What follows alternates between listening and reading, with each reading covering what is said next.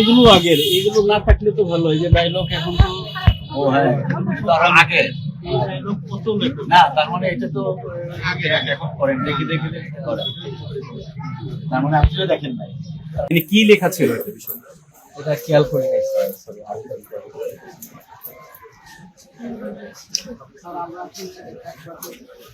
আপনি কে? আপনি কে? হ্যাঁ, কত বছর যাবত আছে?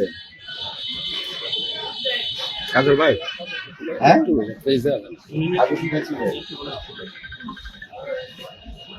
আপনি তো এসে দেখলেন স্যার বিষয়টা, এইটা দিয়ে যদি একটু মন্তব্য করতেন। না, এটা মন্তব্য আপনি তো আপনাকে কেউ আসলে এখানে আপনি না, আমি হঠাৎ কাউকে করে আসছেন। জানাই নাই, আমি এই কারণেই জানাই নাই, কারণ আমি জানলে আগেই ওনারা অনেক কিছু করবেন। আমি হঠাৎ করে আসলাম, এটা আসলে কি হতভম্ব না হতাশ বটে।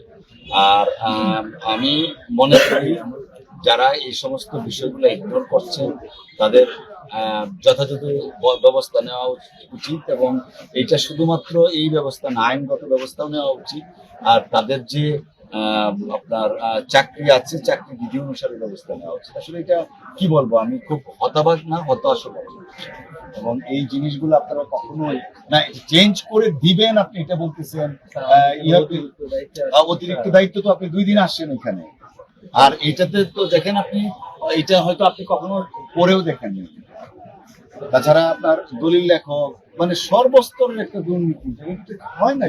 এগুলো আগের, এগুলো না থাকলে তো ভালো। এই যে ডায়লগ এখন তো ও হ্যাঁ, তার আগে এই ডায়লগ কত লেখক না, তার মানে এটা তো আগে এখন করেন, দেখে দেখে দেখে করেন।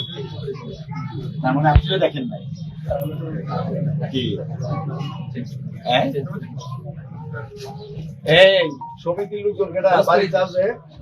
তোমরা চোখে পড়ে নাই এখন, এই যে এগুলো সাংবাদিকের চোখে পড়ছে। নিজের পকেটে ঢুকাও তো, চোখ পড়বো কেমনে?